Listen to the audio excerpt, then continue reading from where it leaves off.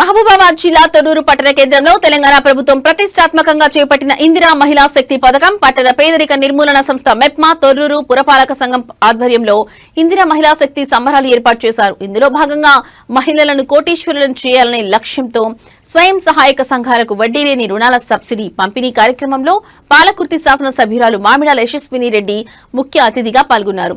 తొర్రూరు పట్టణానికి చెందిన 114 స్వయం సహాయక సంఘాలకు 22,30,982 రూపాయల విలువైన వడ్డీ లేని రుణాల చెక్కులను లబ్ధిదారులైన మహిళలకు అందజేశారు.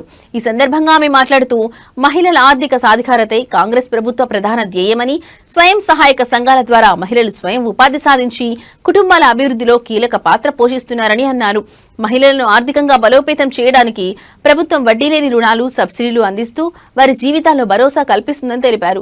ఈ కార్యక్రమంలో భాగంగా మహిళలు, చిన్న వ్యాపారులు ఉపాధి కార్యక్రమాలు ప్రారంభించి ఆర్థికంగా స్వావలంబన సాధించాలని సూచించారు. అలాగే మహిళలు సంఘటితంగా పనిచేస్తే అభివృద్ధి సాధ్యమని, స్వయం సహాయక సంఘాలు సామాజిక మార్పుకు శక్తివంతమైన వేదికలని పేర్కొన్నారు. ప్రభుత్వం అమలు చేస్తున్న మహిళా సంక్షేమ పథకాలను పూర్తి స్థాయిలో సద్వినియోగం చేసుకోవాలని మహిళలను కోరారు.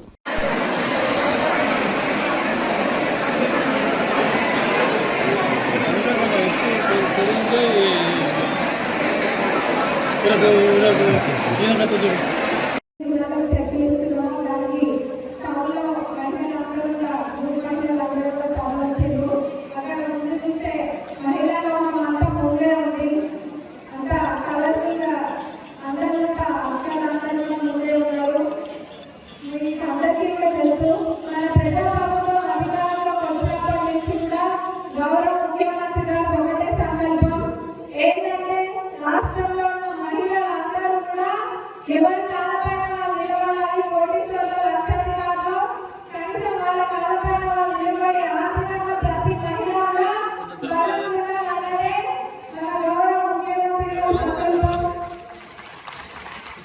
అదేవిధంగా ఏ కార్యక్రమాలైనా అదేవిధంగా చేపడుతున్నారు.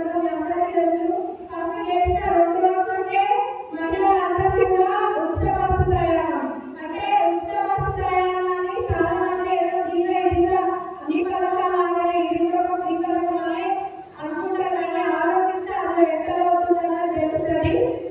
ఏదో మిగులుతున్నది ఒకటే కాదు, తెలంగాణ నలుమూలల ఏ ఆడపిల్లకి ఎక్కడ ఆపద వచ్చినా కానీ తను పోవాలంటే ఎక్కడ డబ్బులుగా లేదా ఆలోచన చేయాల్సిన అవసరం ఈరోజు తెలంగాణలో ఏ ఆడపిల్ల కూడా లేదు.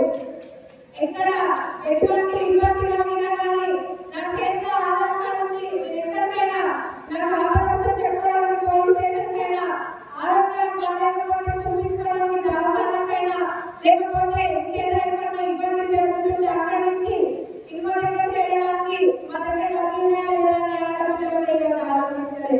ఆధార్ కార్డు ఉంది అంతే.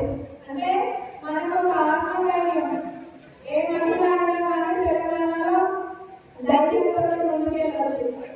ఇప్పుడు మనకి ఎట్లున్నది, మహిళలకి ఇంట్లో ప్రతి ఒక్కరిని చూస్తాం, పిల్లలను చూస్తాము, అత్తమామల్ని, తల్లిదండ్రుల్ని, కుటుంబ సభ్యులందరినీ కూడా చక్కగా చూస్తాం. కానీ మన దగ్గరకు వచ్చేసరికి లాస్ట్ ప్రియారిటీ అంటే ఏదైనా ఉందంటే మనకి అది మనమే.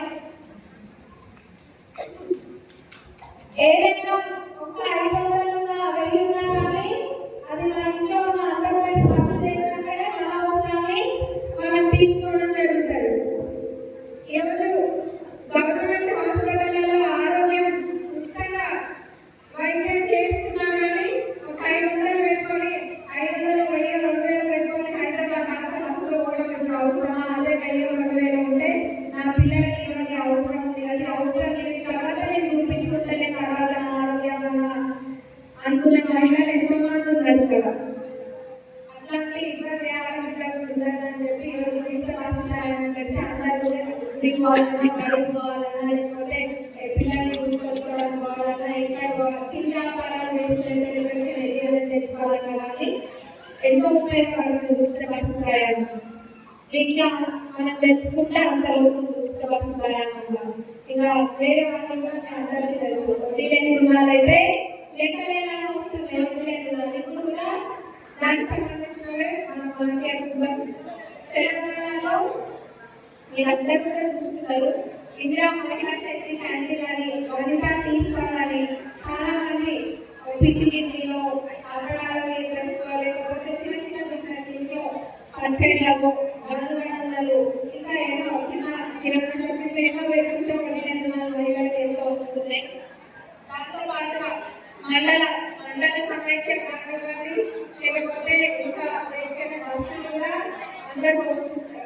ప్రతి ఒక్క మండలానికి బస్సులు కూడా వచ్చినాయి.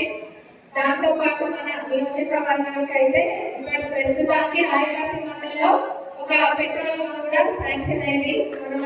మన నియోజకవర్గానికి రాబోయే రోజులలో ఇంకా అవకాశాన్ని బట్టి వేరే మండలంలో కూడా ఏదైనా తప్పకుండా శాంక్షన్ చేయించుకుందాం. ఇంకా మహిళలకు చెప్పుకుంటూ పోతే చాలా ఉన్నాయి. ఇప్పుడు మన ప్రభుత్వం చేసేది ప్రమాద బీమా అనేది కూడా దాదాపు ఇక్కడ ఉన్న ప్రతి ఒక్క మహిళకు తెలిసి ఉంటుంది. ప్రమాద బీమా అని గతంలో ఎన్నడూ కూడా లేదు. అట్లా అంటే ఎవరైనా గ్రూప్ లో ఉన్న మహిళలు ప్రమాదవశాత్తు ఏమైనా అయ్యాలైతే వాళ్ళకి ప్రమాద బీమా అని చెప్పిస్తున్నారు 10 లక్షల దాకా. మరి అట్లనే నార్మల్ గా ఉన్న మహిళలకి ఏమైనా అయినా కానీ ఆరోగ్య బాలికలైనా వాళ్ళు ఇదైతే వాళ్ళకు కూడా 2 లక్షల లోబడి రుణాలు ఏదైతే ఉంటాయో దాన్ని మాఫ్ చేస్తుందంటే కుటుంబం ఒక మహిళని కోల్పోతే అప్పటికే ఆ కుటుంబం తీరా నష్టంలో బాధలు ఉంటుంది. అట్లాంటి కుటుంబం పైన మన ఆర్థిక భారం కూడా ముప్పు కావద్దని చెప్పి ఆ రుణాన్ని కూడా మన ప్రభుత్వంలో మాఫ్ చేస్తున్నాం. 200 యూనిట్ల కరెంటే కానివ్వండి, అట్లనే మీ అందరికీ తెలుసు ఇందిరమ్మ ఇల్లు కూడా ఎవరి పైన వస్తున్నాయి? ఇందిరమ్మ